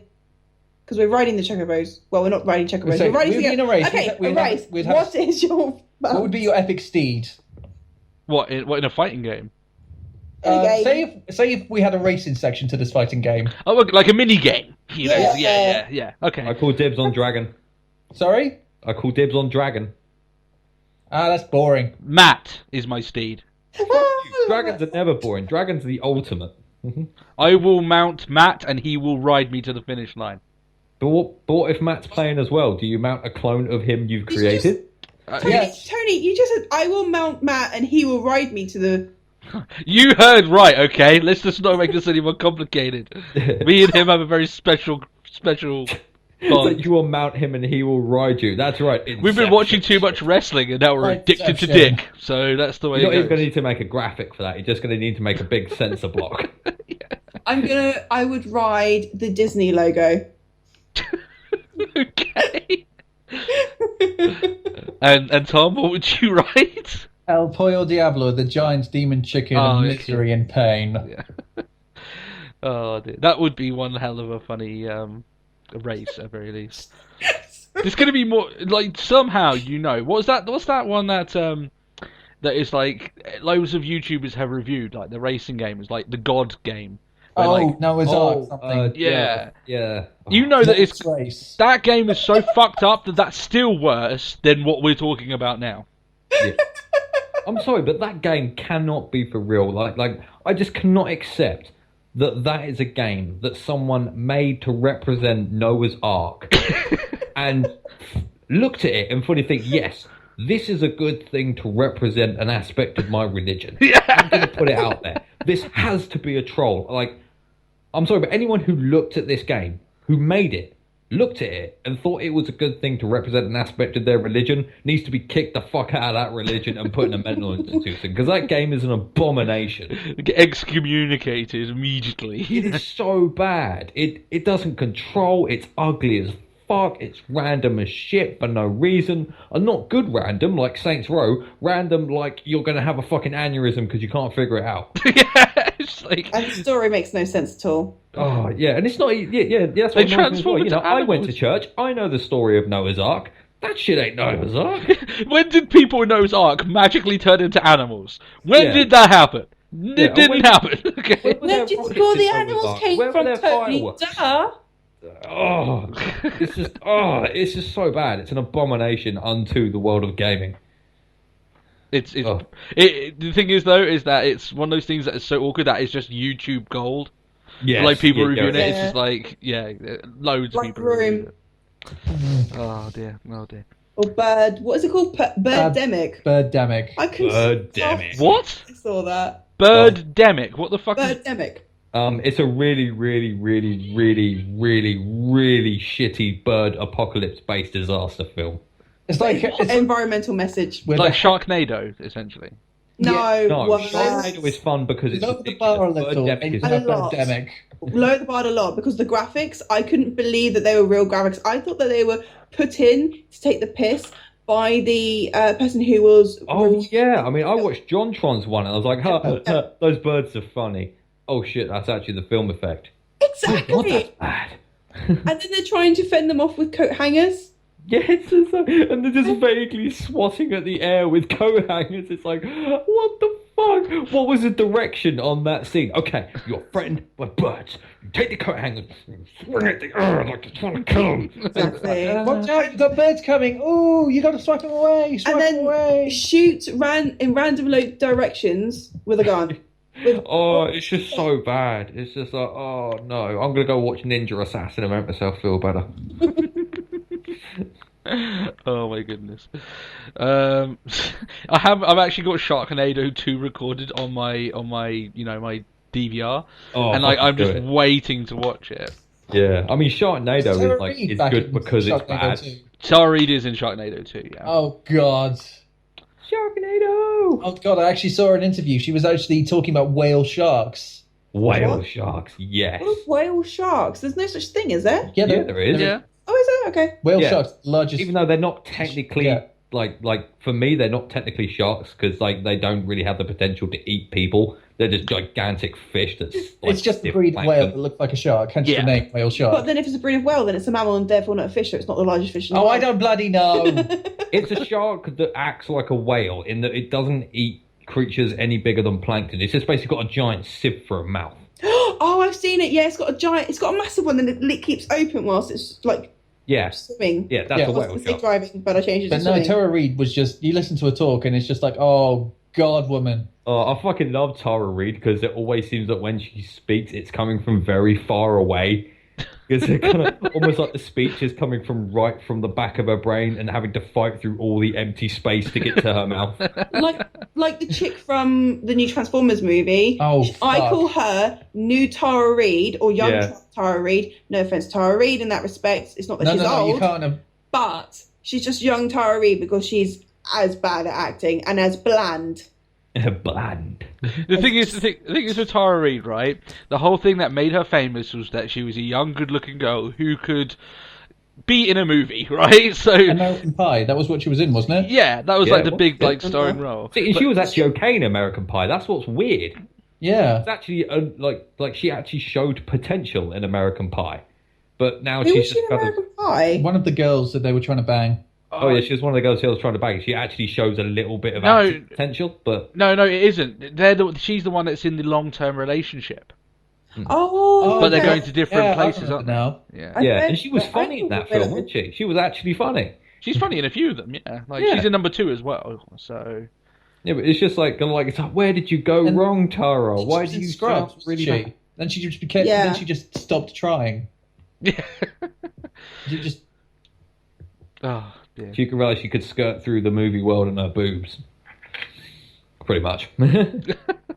Did you guys, like, watch the American Pie reunion? They did, like, a movie where, like, all of them were, like, old and shit. Oh yeah, I did. No, That I was didn't have the courage. awkward. I mean, it was funny in places, but most of it was just like really fucking awkward because they tried to bring back all the humor from like the first film. Yeah, but yeah. that humor is very dependent on them being that age. I thought any of the humor that didn't involve, like, the main two, you know, the band camp girl and what Yeah. like, wasn't very good, so I didn't find Stifler that funny in Oh, it. did you at all, see so- like the little spin-off one they did? American Pie Bandcamp. They've done tons of them. They did, like, Beta House, The Naked Mile, they're Yeah. all shit. They're all fucking bollocks. See, I thought Beta House was actually okay. I thought the Bandcamp one was actually all right. I thought, like, kind of, like, kind of the guy in it. I think he's like, he's like Stifler's cousin or something. Yeah, they do, like, they're really Stifler's loose... cousins. Yeah. Yeah. See, I thought it was actually okay. I thought that one actually had some good elements in it, and it was a good spin-off. But yeah, the rest of them are just garbage. Yeah. Like, I watched The Naked Mile, and I was like, what the fuck is this? Like... Yeah. I The only person from, like, the original American Pie that's in that movie is, like, the main dude's dad. And I'm like, what Yeah. the fuck is he funniest doing part there? of all the films, though, every film he's in is absolute fucking gold. Because he's fucking amazing. It's like he comes in and he just starts talking about dicks, but he does it like in a really awkward dad way. It's like, that's just fucking awesome. Just talk about dicks in that voice for the whole film. It's funny as hell. Oh, dear.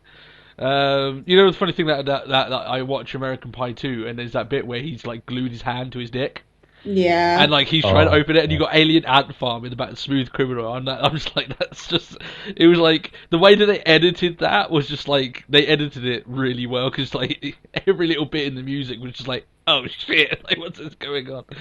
Yeah. Oh dear. Has Yeah, it anyone was here really on this podcast glued their hands to a part of themselves? Doesn't have to be a penis. Well, doing model making, I have quite like I've glued my fingers together, and also I was using super glue for one particular model, and I went to itch my nose and got my finger stuck to my nose with super glue, and I was like, oh fuck. Yeah. I have to say, I've never glued myself to an embarrassing part of my body. Yeah. Yeah. Oh dear. Just because that would be really hard to do. I mean, like, kind of, why would you touch your penis when you got sticky stuff on your hands? You'd make I it think he sticky. thought it was lube. I think he Yeah, did he the thought it was classic lube. mistake for lube trick. Yeah, that's it. Oh, this is like, yeah, but like, you know, if you're going to be putting something on your hands, which is then going to go near your pee-pee, you would double check that the thing you are putting on your hands is safe for touching your pee-pee. It's just the fact they actually. What did they put it? What did they put the super glue in? Like a lube jar or something? It was No, he just made the mistake. It was just Yeah, right he next just to grabbed it. the wrong tube. They were Yeah. like next to each other or something. Yeah. Yeah. Well, that's just an accident waiting to happen. Because I think the thing is that he broke a lamp earlier on in the movie and he used the super glue to fix it. And then he left the super glue by his bed desk where he put the lube, and then he just did the wrong thing. So that's the thing about it. But Yeah. wow. Talking of like this episode being about tangents, we're talking about gluing your hand to your dick. So It's gone fucking everywhere. Yeah, but that's what happens when we talk. It just fucking Rosie. stops everywhere. so this is why I literally opened up the floodgates this episode and just let it all go mad. Well, that's like getting Then back to and started talking. Well, I was worried we weren't going to go anywhere. I was thinking, well, where do we start?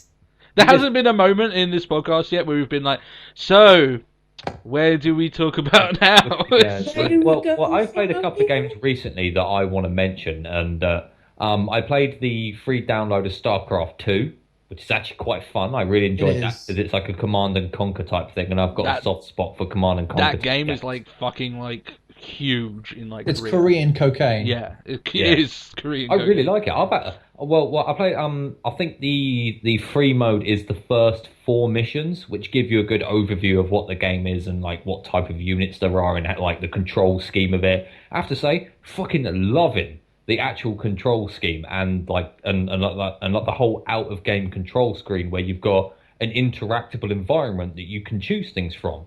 And I'm like, that's actually really cool. I haven't seen that before. Usually it's just a basic menu that you choose shit from. This is an interactive scene, which is fucking awesome. And it's got a star map in it. I fucking love me a star map. It's like, star map. Like, you know, I've been getting really good on One Finger Death Punch because that's the best fucking shit ever. That's my best game ever created. And I played Watch Dogs all the way through. It's not Guild Wars 2, so... Yeah. Do you know what? Just talking about StarCraft 2, I'm immediately nostalgic for the original StarCraft because I played that a lot with my two brothers, and we sunk a lot of hours into that. It's really good. I mean, well, I haven't played StarCraft before, and I'd heard it was really good, and I thought, amazing. Because obviously I've got a Hearthstone, and you get the whole BattleNet thing with that, and it was one of the things in the little list on the left. I think you've got StarCraft 2, Hearthstone, Storm something. Was it Storm of the Ages or something like that? Oh, that's their new, League of Legends style, like Dota sort of game. And then, of course, you've got World of Warcraft. World of Warcraft I've already played and given up on it. But just cause you mean the game that shall not be named on this podcast, right?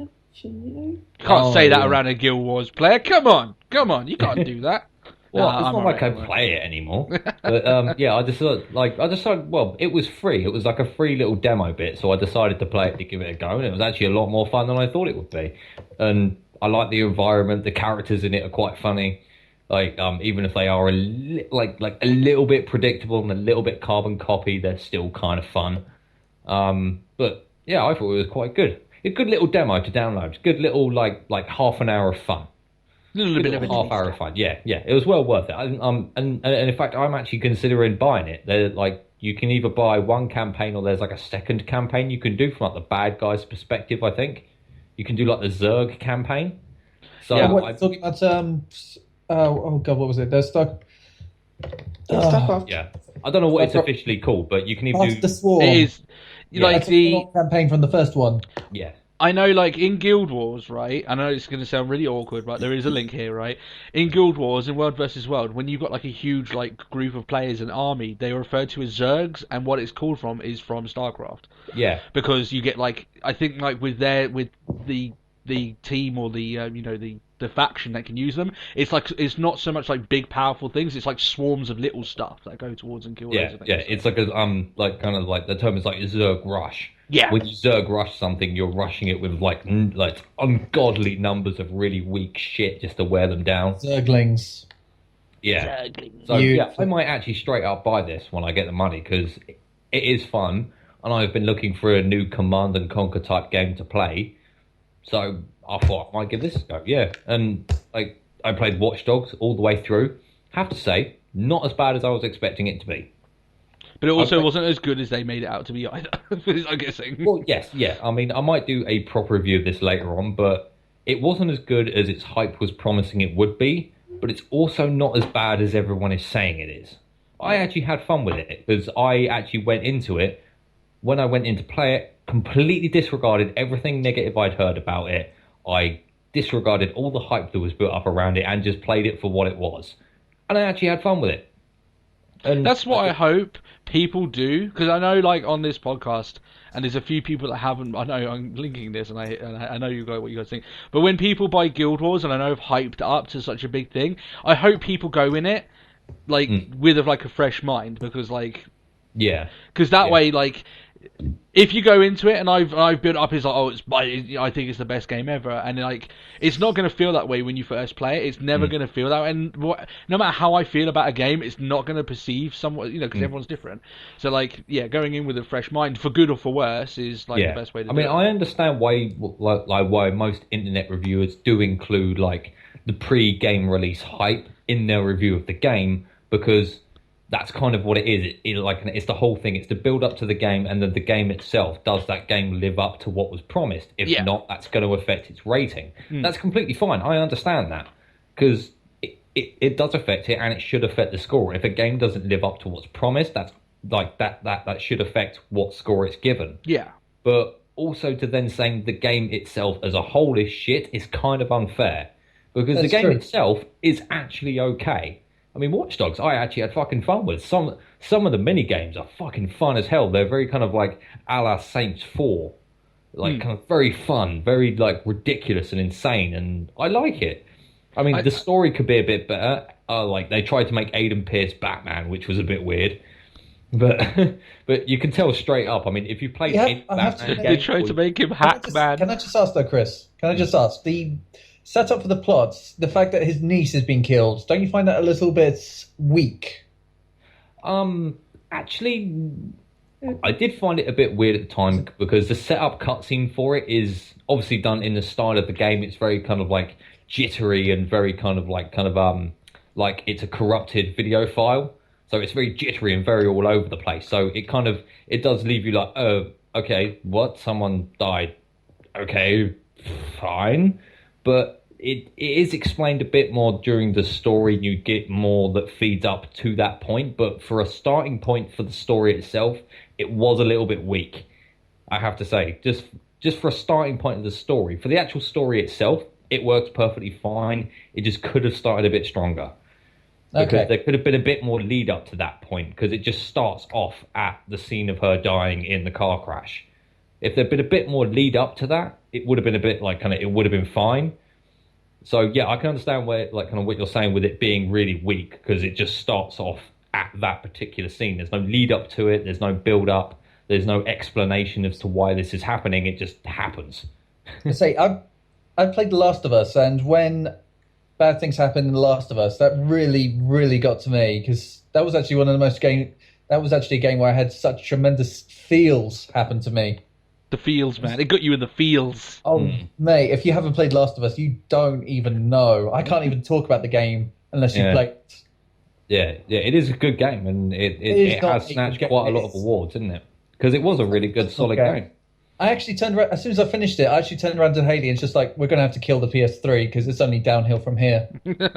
I mean, it's one of the few games where like I was disappointed that I owned an Xbox over a PlayStation. It was like there haven't been many games like it, but it was one of the few games where I looked at it and just thought, fuck, I wish I had a PlayStation now. I almost wish you guys would go out and get a PS3, buy the game, play through it, just so we can have a Last of Us special.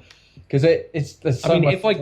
If I get enough money and I see a PS3 going cheap, I will buy it just so I can play The Last of Us, because it's gotten such attention and I want to see what all the fuss is about. Amazing game. I'm spending way too much money on like a new PC, so I'm definitely not getting a PS3. Well, yeah, the PS3 will be very far down the line. I need to upgrade my PC as well, because it was giving me fucking lip the other day and almost put my fist. I almost put my fist through my fucking machine. I was like, talking of corrupted video files, yeah. I just like the way that you said he's trying to be Batman. No, he's trying to be Hackman. Yeah, that really is actually quite weird, because I see what they were going for with how they were setting him up as a vigilante, but he's fucking Batman. He's got a gruff tone of voice. He's experienced a loss in his life, which promotes him on a revenge-driven mission to rid the city of crime. He uses high-tech gadgets. He's really morose. He's a slightly bit more chipper than Batman and has a bit of a quicker wit, but he's fucking Batman. He is straight out Batman. The only thing he's missing is a fucking cowl and a cape. And Alfred. And Kevin Costner. Talking of that. What's his name? Go on. God, what's his name? The actor who plays, who voices 90s Batman, who also did Arkham City and Arkham Asylum. Kevin Bacon? No, not Kevin Bacon. No. Kevin Costner. Oh God, this is going to frustrate me. I've actually got to look this up right now to vindicate myself. It's Kevin Costner. Is it Kevin Costner? He doesn't do the voice in the Arkham games. Whoever does the voice for him in the Arkham games wasn't part of the series. Or He's never been anything else. Kevin Conroy, that was it. Who? Kevin Conroy. He actually voiced the 90s cartoon Batman. Oh, I thought you meant played him. I was like, oh, no, right. yeah. I played him in voice acting. Sorry, but I played him in voice acting. Yeah. Okay, yeah. Kevin Conroy. Yeah. He doesn't do the voice anymore, though, of Batman. He hasn't done it since Arkham City. No, he did. He didn't do Arkham Origins. He didn't do. What was the one after Arkham City? Arkham Origins. Yeah, but he is doing Batman Arkham Knight. Oh, is he? Oh, wow, that's good. Yeah, because I tell you what, like they also had the guy who did Joker. Oh, Mark Hamill. Yeah. He wasn't in Arkham Origins either. So I've never played Arkham Origins. I heard it was alright, but it was more of the same. That's one of the things that I'll say about I'd say about Watch Dogs is that my dad played Watch Dogs, and my dad is pretty good for not caring what any reviews say about a game. He'll just buy it and think of it. The only thing that he thought about Watch Dogs was, he was like, it's okay, but tons of the side missions are just far too repetitive. For fuck's sake, yeah, they are. I mean, once you've played one mission of any of the side missions, they're all the fucking same. There are some slight variations on how you go about doing that side mission or what you have to do to achieve the side mission, but it's all the fucking same. Yeah. It's like, well, kind of all the fixer contracts. I won't say the side missions because that might include like the little mini games that are in there as well. The mini games themselves are actually stand up pretty well. They're actually pretty good and they're quite fun. It's like the drinking game is actually quite tricky to get hold of once you've been doing it for a while and you get up to the later levels. But all the fixer contracts, like, you know, convoy takedowns, the really like relay race car delivery one, which is really fucking weird. It's like you've got to deliver one car to one location, get out of that car, get in another car, deliver that car to another location. It's like, that's really weird. Why didn't I just take the first car to the first location? Yeah. What? Yeah. It's like, why am I bunny hopping cars? That's really weird. And then, like, kind of the only like side missions I found fun were like the gang hideouts. Those are actually quite fun because it's just you have to like do a melee takedown on one particular guy in like a restricted area, and you can either be really sneaky about it and like get in and out like Batman with no one noticing, or go like how I do it, which is like silently headshot everyone until only the guy you have to take down is left. Yeah. Although I will say, this is one of the few games where headshots feel satisfying as fuck. Well, I'd say the best game for that is Sniper Elite for headshots. Yeah. Oh yeah, Sniper Elite is by far the best game for headshots. But you get like kind of normally when you get like headshots or body shots in some games, you like there's not really good like kind of feedback if you see There's no punch to them. Yeah. Yeah, but in Watch Dogs you get a nice like really just wet crunchy when you get a headshot. It's like, oh, that sounded really nasty.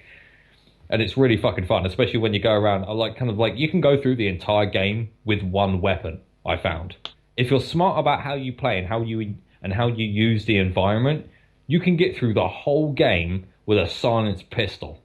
Is that indicative though that the game doesn't give you enough challenge?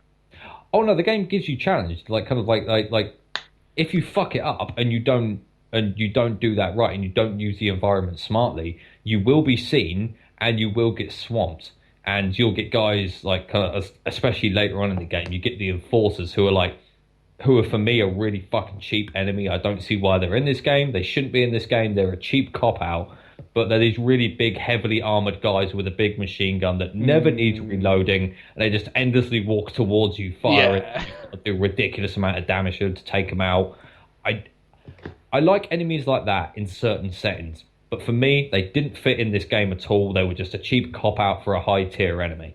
Each enemy in any game, and this is just any game, each enemy that you have needs to have a counter-action that you can do upon it. Otherwise, like, there's no point. Yeah. Otherwise, the enemy is... It's not so much overpowered, but like that way you just feel like when you get killed by it, it feels unfair because there was no way you can counteract what he was doing. Enemies like that become tedious. Yeah. That's what's annoying about them. They're fucking tedious because as soon as one pops up, you're like, fuck this dude. Like, what was it? In Gears of War, you had the Maulers, and like they would run towards you with a shield, but they were easily dealable because that was a squad game. You have one that backs off, one that goes one direction, you flank him, easy, and it's done. But like in a lot of those games, you don't have that option, and they're just like walking towards you like fucking tanks, and it's like, okay. Yeah. Is there any way that I can slow him down, maybe immobilize him so I can get round to his... No, it's just they're walking towards you. Yeah, and you've got to do like a ridiculous amount of damage to them while they're firing off at you. Yeah. But I have to say though, I do give this game props for its enemy AI. A lot of times I got caught out in this game by the enemy AI because it's not fucking stupid, and I was expecting it to be stupid. I was expecting it to be like really fucking idiotic, but no, it's like, especially later on in the game, like kind of. The game is quite forgiving in the early stages because, like, you know, it's you're getting used to the game and using the environment, which you haven't really been able to do in other games before. So it gives you a lot of time to get used to using the environment to your advantage. And then, like, it kind of reaches the point where it goes, okay, you played the game enough to know it by now, or at least you should know it by now. here's a difficulty spike, bam, and just like everyone becomes hyper alert.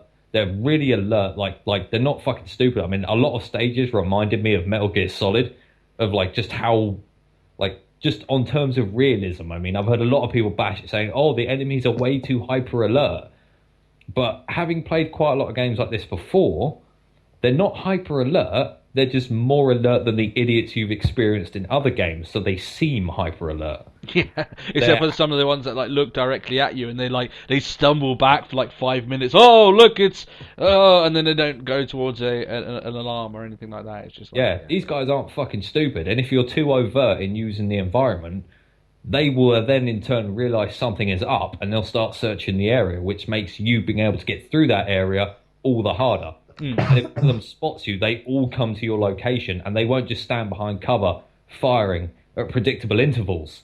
You'll have 2 guys that will fire at you at predictable intervals, and then 3 other guys will try to outflank you. And they can actually catch you off guard pretty fucking easily. I had one guy sneak up behind me and shotgun me in the back of the fucking head. I had no idea he was there. I was too busy fighting his mates. Just popped up behind me and went, "Hey there." Fuck. Where'd you come from? This reminds me of the bit in The Matrix where like he just like Trinity, was it dodge this? It's like, Even okay, though, as an agent, he should technically be able to dodge it. Yeah. He should have been. But we'll leave that alone. especially with them saying that, it's like, yeah, like he looked at her for a good second before doing that. It's just like, Yeah, he's an agent. He could have just like, It was a stepped good back 2 and seconds. bitch slapped To be her. fair. yeah, Huh? Yeah. It was a good 2 seconds. yeah. Yeah. It was a good one-liner. But She said helicopters. that after she shot, that would have been good. I will say though, helicopters in Watch Dogs become the bane of your existence, because they're not like choppers in Grand Theft Auto 4 where they've just got some random SWAT dude with a machine gun hanging out of it and that can barely follow your movements. The pilots are really on point and can follow you in your car and will actually go to the opposite end of a tunnel they think you're going through so they can catch you on the way out. They have snipers with high-power sniper rifles in there. 2 hits from this thing, you're dead. And they're always on point, and they have a really fucking good aim. So if you're trying to run through the open and they get a bead on you, you're fucking dead. In a car, they blow your tyres out and they blow your windows out so that the guys following you have an easier shot. Helicopters become the bane of your existence. Luckily, you can disable them for a short time with your phone. But fuck, they are really bad in this one. It's like you just, as soon as the chopper appears, you just find yourself going, "Oh, fuck off, chopper! Leave me alone." Or The you could police do in this as well are really fucking smart. I was really impressed with the AI all round in this game because it's really fucking solid. The police aren't fucking idiots, and they're not hyper alert either. So if you accidentally clip one, they won't immediately come after you like they would in Grand Theft Auto 4. They have really good aim, though not too good, which like kind of they strike a nice balance with that.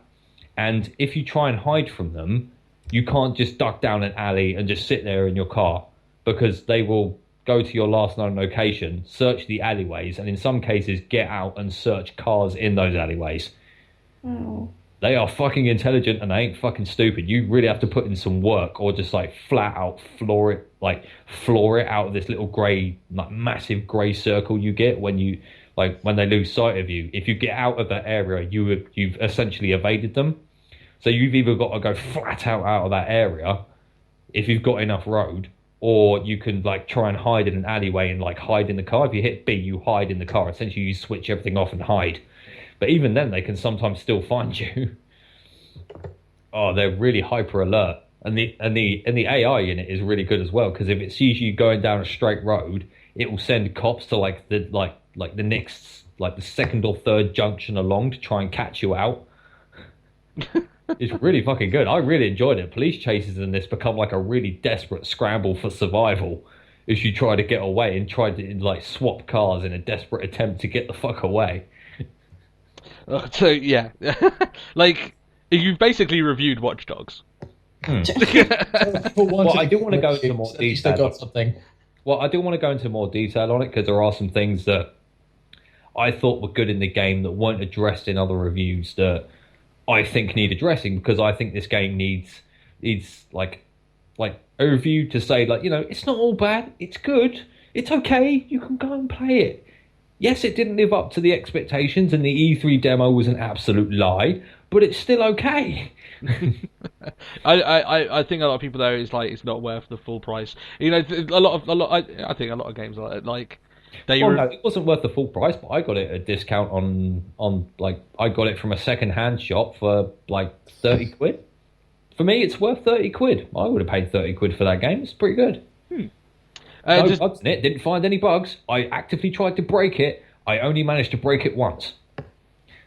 Yeah, and when you're looking to break it, you kind of expect to do it a few times. Does anyone else have anything? We only got like 3 minutes, so does anything else want to like jam anything in before we wrap up? I'll put it away, Tom. Sorry, I had to get that in there. Okay. Okay. What about you, Haley? A really sad zip up. Yeah, I'd like it away as well, darling. Just for, Oh, come on. Oh. Stop bullying me. That is not nice. I love you. Sorry. I'll go away. Get out of my face. Get out of my face, a woman. Well, that went in a direction that I wasn't expecting when I asked that question, but okay. To be honest, things very rarely go in the direction of which I say whenever I say those questions. No. Let's wrap up then. This has been our random episode. I hope you guys did enjoy it, man. We talked about a bunch of stuff in very random states. But if you did enjoy the episode, then be sure that you can leave a like. You can also subscribe to the Kittens of War Gaming channel. Every single Tuesday, new episode of the podcast goes up, and you can get gaming content from all of us on that channel as well. In fact, I don't even post on my own channel at all. I always post it on, the Kittens channel. So that's the way it goes now. You can also post to both. yeah, you can catch Chris's channel. I'll put the link of that in the description, or you can find that on the featured channels on the Kittens thing as well because it's up there. Yeah. And I would say go catch my channel, but as I said, everything new that I'm going to be uploading will be up on here anyway, so it doesn't make much difference. Although you do have some good stuff on your channel anyway. You got some good Guild Wars 2 stuff up there. So if you want to go and watch some of his stuff, he does have some good stuff in there. Oh, thank you. Yeah, and there's plenty of content in there to actually watch for a good few hours anyway. You've got quite a bit in there. And you've got your Let's Talk Wrestling podcast as well. Don't we? We need to get some playlists built up of all the content from Chris's channel and your channel, Tony. Oh well, I've got this I've got this podcast and a playlist on my channel which I add to whenever a new episode goes up. So there's like a link to it. I can't believe we've done over 20 episodes, even though this is episode 4 of the reboot. But we've done really? Yeah, what was it? We stopped the first run, I think at 19. I don't think we got to 20, and then we've done 4 of these. So it's Wow.